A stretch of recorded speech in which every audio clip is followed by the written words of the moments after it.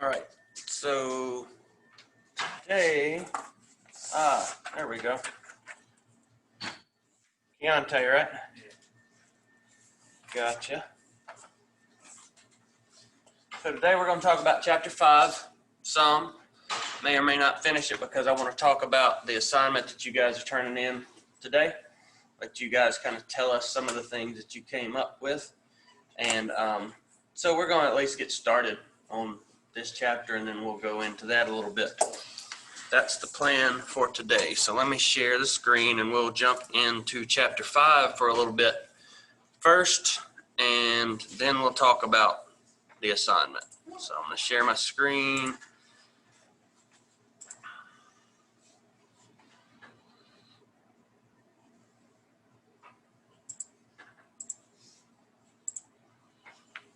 Okay, so this one is all about chapter 5. We've talked about, group activities, and we've talked about a lot of different things in the class so far. This is all about communication techniques. So if we're going to form a bond and form a relationship and get our patients to understand what we are looking for them to do and for them to get the full benefit of what we're doing, obviously we need to be effective communicators. And communication is not a one-way street, as we all know. So we need to be, if we're an effective communicator, does that mean that we can just talk well in a way that people can understand? Yeah, to a large degree, but there's a portion of communication that it is a two-way street, and we need to be effective listeners as well. So remember that, and we'll talk a little bit about how that plays into effective communication in this chapter. We'll talk about some roadblocks or barriers to effective, proper communication, learn pieces of communication and interaction, talk about some communication skills for healthcare professionals, which is what you would be in a recreation therapy setting, and discuss communication techniques and strategies. That's just kind of the layout of the chapter and the way it will run. So there's some thoughts here, multiple schools of thought that are regarding communication. And the interactional theory, we talk, I bring up all these theories, and it may be, we may have some of these theories on the test, but I don't stress them in here in class a ton because you're not going to think down the road, like when you're out in the real world, it doesn't matter what the name of the theory is or who came up with the theory. That's not the important thing. What you need to remember is kind of what it's, the content of the theory is. And that's why I don't sit and stress, interactional theories, 5 axioms. This is just some important things that they've kind of found. A person, one cannot not communicate. Does that make sense? It's hard to, it sounds funny when you say it, but even if you're trying not, if someone talks to you and you just sit there, blank space, what have you done? You told them something.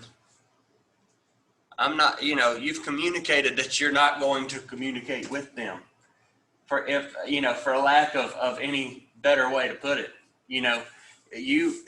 There is no way to absolutely just not communicate if someone is attempting to communicate with you.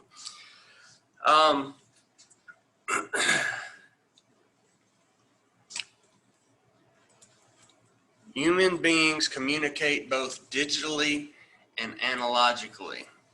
So it's not just what happens that you can see. There's communication that happens within our head that, will generally come out into the open through communication. Not going to go through those a whole lot of things on that one. Some roadblocks, barriers to communication that are listed here.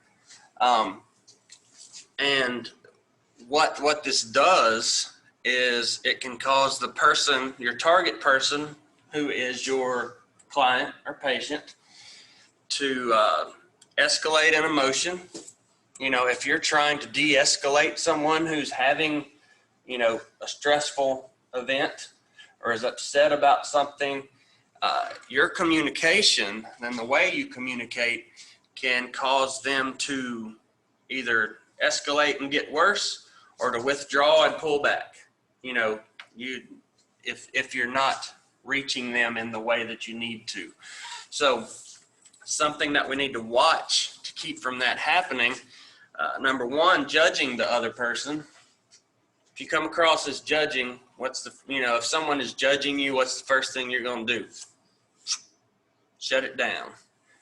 For most people, well, you'll either shut it down or you'll start getting the attitude when you feel like somebody's judging you. So one of those two things is going to happen, neither of which are good.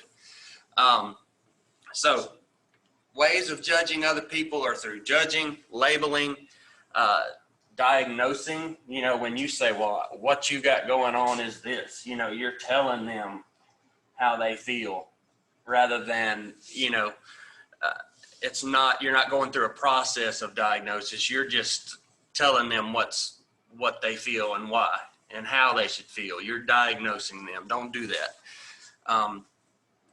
Praising evaluatively.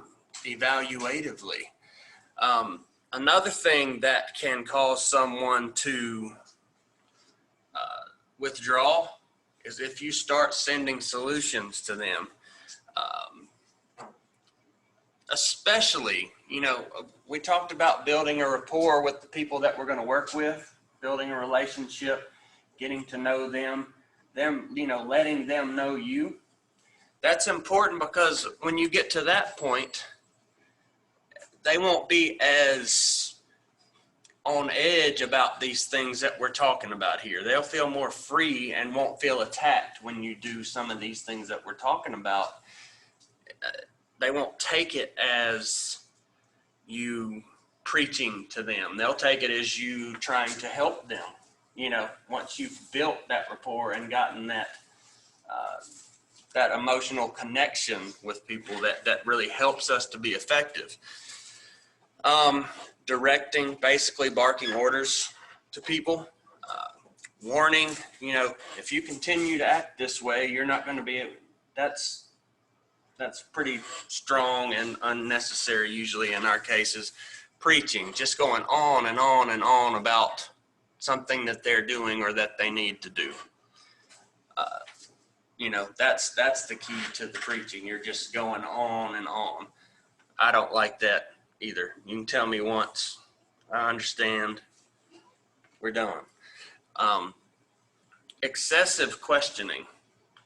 If you just keep on with someone who is on edge, upset, having a bad day, and you're just constantly questioning them about what's going on, you know, really tell me, come on now, what else happened? They're going to start getting, that's the worst. I mean, they're going to get upset with you with excessive questioning. So be sure not to do that also when we're trying to communicate.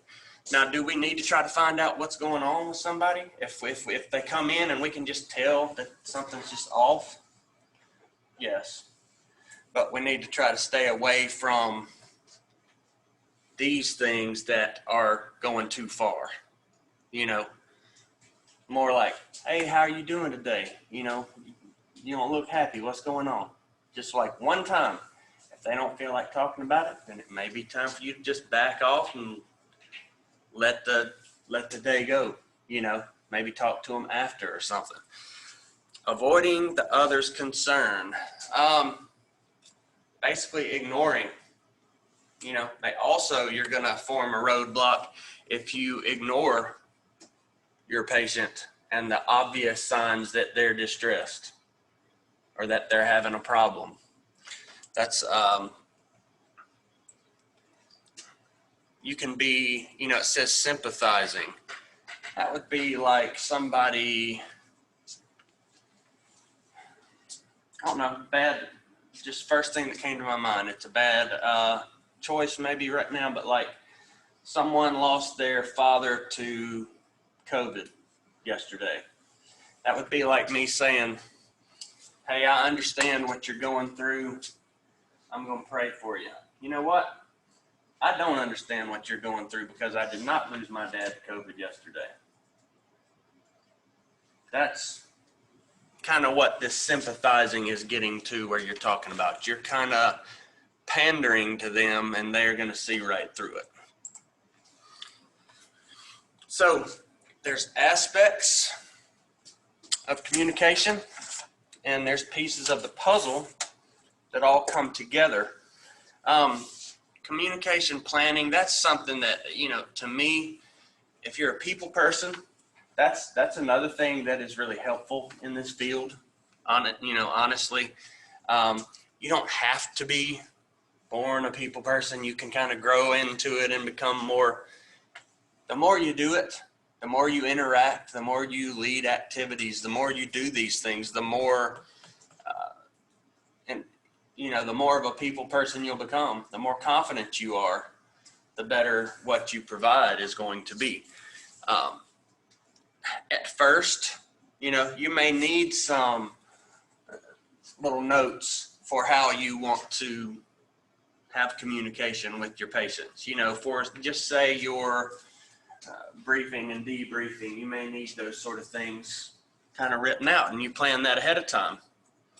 That's not a bad thing, but as you progress, a lot of times you'll see that you don't need that. I don't like to, in here, I want to stay on task. So to me, this is communication planning, what we have up on the board. For me, it's kind of what I'm going to talk to you guys about. Now, of course, you're not in a rehabilitation type setting where we're trying to provide, any kind of service to you other than some education, but it does give me a guideline to kind of go by for my communication. So there is some of that there. So for healthcare professionals, there are some things that are listed here, and a lot of these are common sense. We've all heard of them. Compassionate listening and compassionate speaking. We understand what the difference between, what makes it compassionate, them being able to tell that you truly care what's going on. I like that it lists compassionate listening even first here. The way you listen to someone, if you're looking at them when they're talking, if you are, if they connected and they can tell that, then that's going to make a big difference. If someone's telling me something about what's bothering them or what they're upset about, and I'm, yeah, sitting here checking my email or reading a text, that's not very compassionate listening. Common sense, we know that. Teach back. That's a situation that can go either direction, and it goes along with listening. And you may say something to a patient that you want to make sure that they understood what you were telling them, and you may ask them, so, all right, so from what I just told you, what do you think of that? What did you take from what I just said? And you get them to come back at you and make sure that they understood what you said. Vice versa, if they say something to you to help them understand that you were truly listening, you say, okay, well, from what you just told me, this is what I heard, basically. Teaching back, it can go both directions. It just affirms that you are actively listening, and that's important. You have to realize that a lot of our patients have low health literacy and cultural competence. Okay. Basically what this is saying is when you're talking to people, don't talk over their head and use a lot of jargon. And if you're in my next class where we're talking about the abbreviations and all for medical charts. You don't want to be using a bunch of abbreviations that people aren't going to understand. Make sure that you talk to them in terms that they're going to get. Don't speak to them in what's going to be code, basically, for people that don't know what you're talking about. Same thing with this healthcare mnemonics.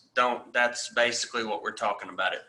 Don't use those codes, or if it's something that you're going to, a lot of times in classes, when we first start a recreation therapy class, I'll say, all right, if I'm talking and I say RT or TR, that's going to, just know that I'm talking about therapeutic recreation therapy.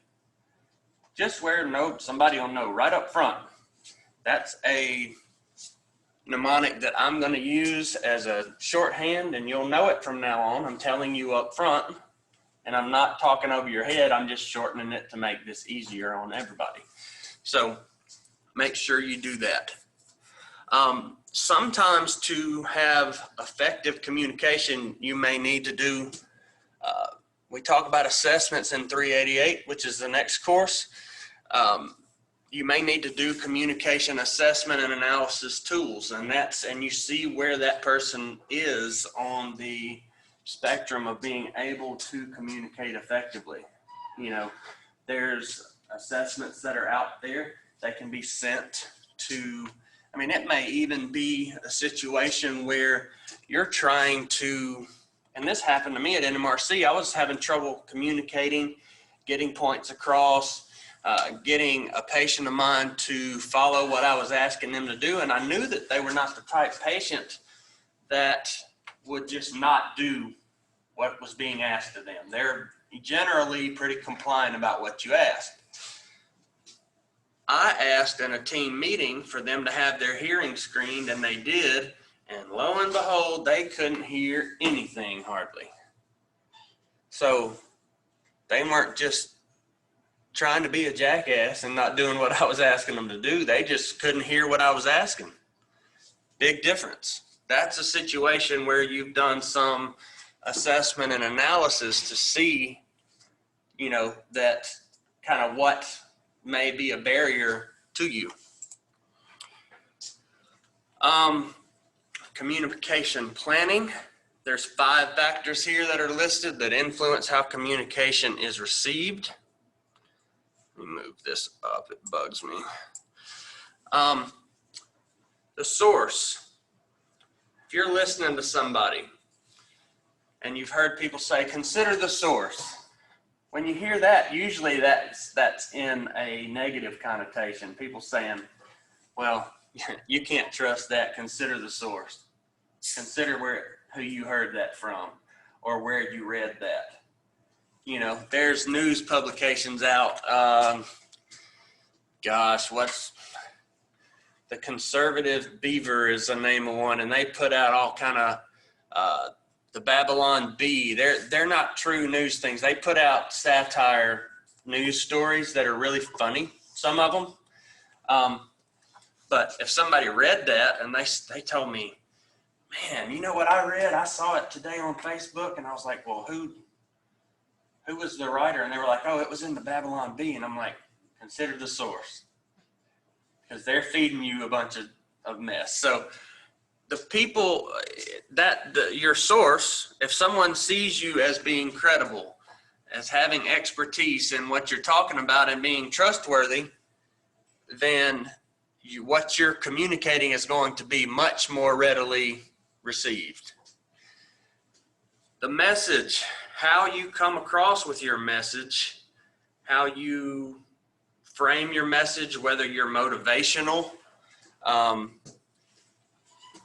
that all plays a part too, especially if you are trying to be motivational and have a call for action, as it says here, as in, hey, let's participate in in our activity today.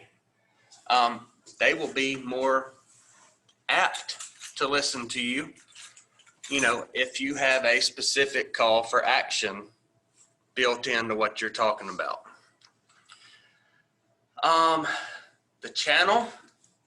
There's different modalities like brochures, TV ads, and signs carry different characteristics and reach different audiences. So it's just like some people do Facebook, some people do Twitter, some people do Instagram. Some people, when we're trying to get the word out or get information out, we need to realize that, you know, especially if it is in a text format or advertisement or something like that, we need to think about who looks at what when we're trying to get our information to specific people. You know, you can't expect everyone to see on one particular form. Your receiver is going to influence how communication is received. Language, symbols, length. Sometimes length plays a role. I see that as when I stand up here and talk to you guys. Sometimes I'll cut off class because I see people start to go, you know, I see the glaze come over some people's eyes, or I start hearing 2 or 3 people snoring, and then that's another thing that is a general indicator to me. And as an active listener, that tells me something. Sometimes you need to think about, okay, if you're going to have a educational program, or let's say basketball practice for young kids, because here I am back on my boy again. Can I take my 7-year-old to basketball practice for 2 hours and expect him to focus? Nope. What y'all think's a good time for a age group like that? 30 minutes is perfect to me. Our practices so far have been 45, and I'm telling you 30 is better. I've seen things dwindle in the final 15. I'm telling you, 30 is about it for a 7-year-old. So make sure that when you're talking to people, that you keep the length appropriate for your audience, the activity appropriate for your audience, the complexity of what you're talking about appropriate for your audience. If you're talking about something just way over people's heads, they're going to tune you out real quick. And honestly, that's one thing that, well, I've been told this by several students, and I'm proud of this fact that I did not come up. I came from working in the field to teaching. I did not come up through the general, you know, education role and into PhD and all. And I talk to you guys like I'd talk to you if I saw you in the supermarket. A lot less than a lot of teachers would. And I don't mean it. And hopefully what that does is make it more relatable and easier for you to follow, because I'm talking about real world things that I've seen rather than just, you know, concentrating on these theories and hypotheses and things like that. I like to talk about what I know, what I've lived, what I've seen, what I know to be true. So that helps, you know, the fact that I have come into teaching in that way, it helps me keep this complexity appropriate for the audience, because I'm not going to be talking about a lot of things that aren't really going to apply here. Destination, that's the effect that's desired on the person receiving the message. You know, when you're planning what you're going to talk to a person about, not just for, you know, class, therapeutic recreation class purposes, about when you're planning on talking to somebody about anything that is relatively important, you know, and it's a situation where you're going to say, hey, I need to talk to you. If you have that statement to someone, you have an effect that is desired on the person that's receiving the message. You know, you expect them to get this out of what you're telling them. That's what that is getting to. Okay. Again, back to a very, very important part of communication, compassionate listening. We talked about that a little bit already. And I really like this first line on here. Listen to hear, really hear what is being said. Like, truly try to listen and really hear what they're trying to tell you.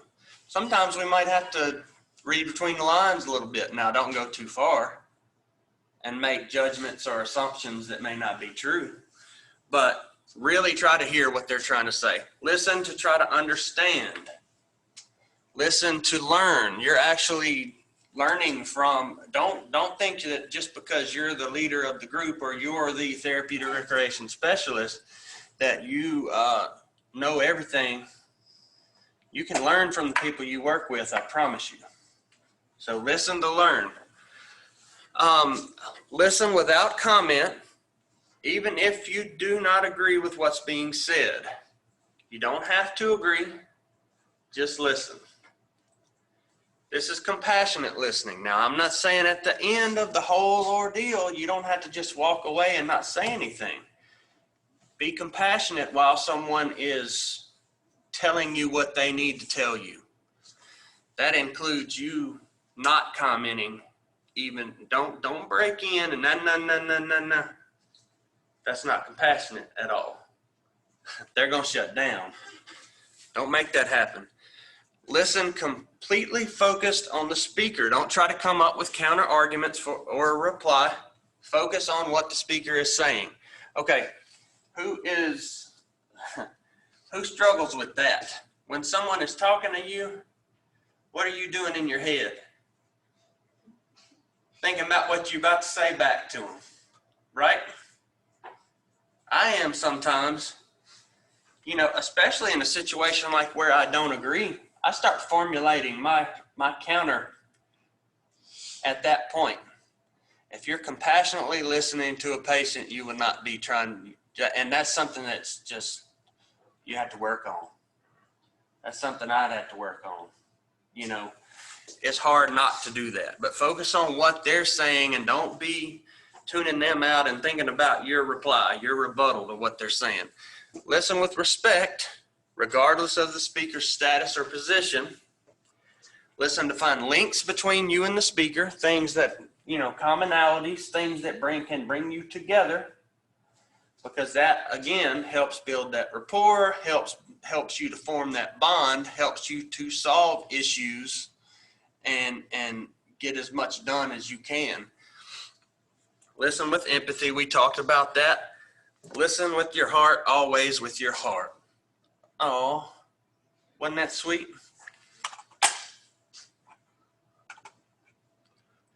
All right, let's talk about compassionate speaking. You want to speak from your heart, neither censoring or holding back your feelings when you're talking to your patients. Now, caveat on that. Sometimes you can't go full bore everything you think right out of the gate if you're a very strongly opinionated person. Sometimes we have to censor a little bit, but basically don't hold your feelings in when you're talking to your patients, if you can help that. It's just a way of building that relationship that really helps. Speak only from your experiences and of things you directly know. Don't start throwing in a bunch of, well, I heard and so-and-so told me. They're not going to listen to that nearly as much as you telling them something that is from your life experience.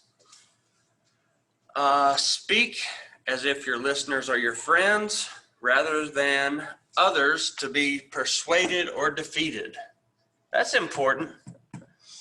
Conversations are not, unless you're in a courtroom, conversations that you have with people are not an opportunity to try to defeat them. Everything's not an argument. It's not chance to prove yourself right and prove someone else wrong. Realize that. That's what a lot of that comes down with. Speak using I statements as much as possible rather than you, they, or we. If you're talking about yourself, they won't feel as though you are singling them out. And if you're talking to somebody saying, well, you do this and you do that, it's kind of like you're pointing the finger at them over and over every time you say you. So if you talk about me, well, when I have this happen, this is how I feel. When I always try to, they know that you're referring to them, but it's more compassionate for you to direct it at yourself rather than at them. Speak without labeling or insulting others. Duh. We know that. We don't want to do that. Don't put people in a box. Everybody's not the same. Everybody that's tall isn't the same. Everybody that's white isn't the same. Everybody that's black isn't the same. I mean, you cannot put people in a box. Every athlete on this campus is not the same. Everybody is individual and have their own story, their own, characteristics. So realize that. Don't label. Speak on topic, avoiding side topics and gratuitous remarks.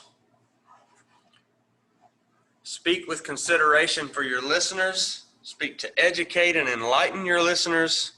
Speak to open their hearts and minds, not to defeat them. Again, we're trying to get them to open up with us. Again, recreation therapy, remember, yes, we deal with physical problems a lot. We also deal a great deal and more so with cognitive issues and social issues and, the mental side of things. And that all comes into communication. If we're working on somebody's flexibility, communication is not that big of a deal.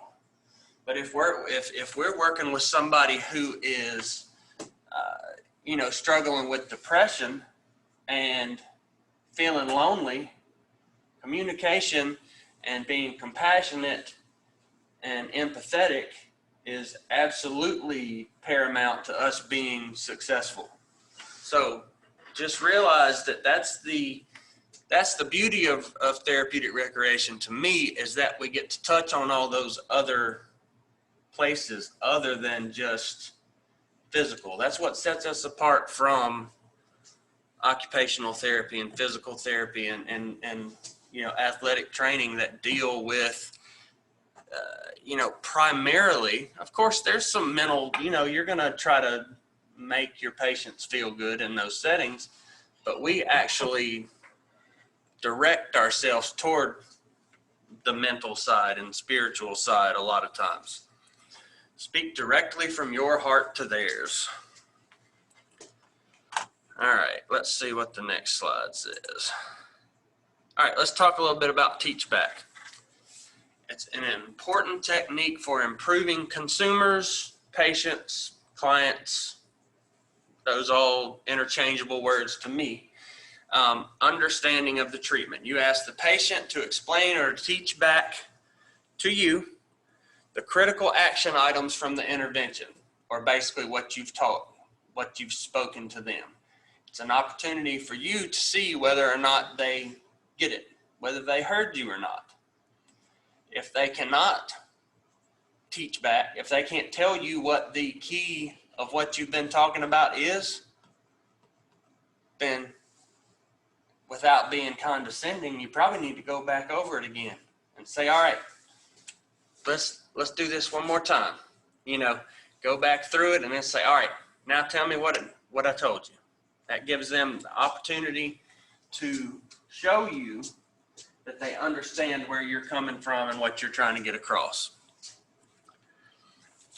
If the person cannot explain information that comes from you, the professional has an opportunity to provide immediate feedback. Just like I said, that gives you the chance to probably break it down into a smaller little box and feed it to them in a more digestible manner. If they didn't understand it the first way, you may want to make it a little more concise, use a little different wording, whatever you can do to try to get them to understand what you're trying to get across.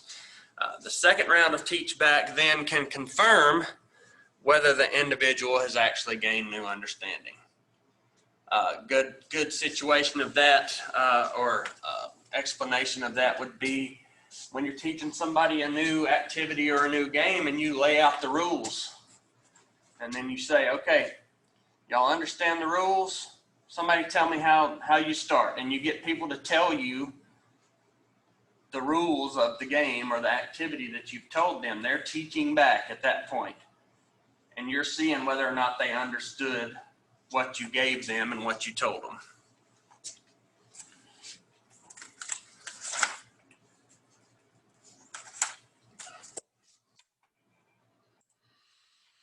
Okay, we talked about this already also. Let's talk a little bit in specifics about what we mean when we say low health literacy and cultural competence. Health literacy is the ability to uptake, process, and apply health information to one's conditions. Someone has low health literacy, the patients may fail to make appropriate decisions regarding their care. If they are, here we go, back to the NMRC again. These are people with developmental disabilities. Can they make appropriate decisions regarding their care? For the most part, absolutely not. So their health literacy level is not appropriate, and you have to really break things down into understandable measures when you're talking to them. You know, you don't want to talk about, you know, what we want is we want to get your leg from being, you know, we need you to be able to reach 90 degrees of flexion. You can't just tell them that. You have to say, we want you to be able to bend your leg from straight to here. Something, you know, something they can see, and you're breaking it down. You're not telling them 90 degrees because they don't know what 90 degrees is. Okay, so remember, depending on, you know, someone who has never really had access to good health care, they may fit into this category as well. You know, think about that. Someone from, you know, really lower income situation who's hardly ever been to a doctor, had a checkup in their life, you know, they're not going to understand a lot of fancy words and things that you could throw at them. So don't do that. Some solutions to this problem is stay away from jargon, like we talked about, these words that you just use amongst your peers. Stay away from those. Use analogies to help them understand, you know, rather than just telling them medical terms. Give them an analogy that they can play in their own mind from something that relates to their own life. Be specific.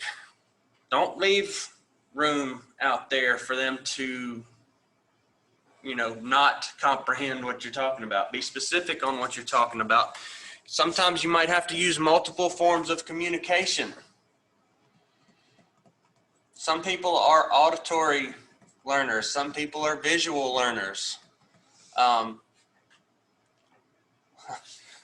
With my boy the other day in his basketball, what did I do when he didn't understand what the heck he was doing at practice? I went home and I drew a basketball court. And I drew goals and where they're going, and I showed him 1, 2, 3, 4, 5, and we drew lines and diagrams and all that stuff. I used multiple forms of communication all at once right then with him. Not a TR example, but an example of exactly how, you know, how sometimes you have to break things down into simplified terms. You know, I wasn't saying all right, your post player is going to do, I'm like, the one that's right here on this corner, you know, I couldn't use terms like that with him. So very good analogy. We talked about using analogies to help people understand. That's a pretty good one, breaking it down in that way. Help patient ask questions. Make them feel free to ask questions. Ask them if they have questions.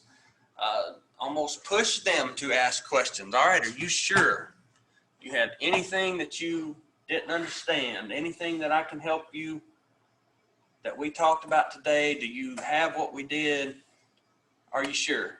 And I'm not talking about being condescending and being, you know, just over the top with it, but, you know, help them ask questions by kind of opening that door and asking them if they have it maybe more than once. And then using that teach back method we talked about, you want to confirm that people have comprehended what you're talking about. Okay? I think this is a good spot today to stop because I want to talk about this assignment that we did. So let me stop sharing here and get this taken care of. Y'all can pull out your assignments.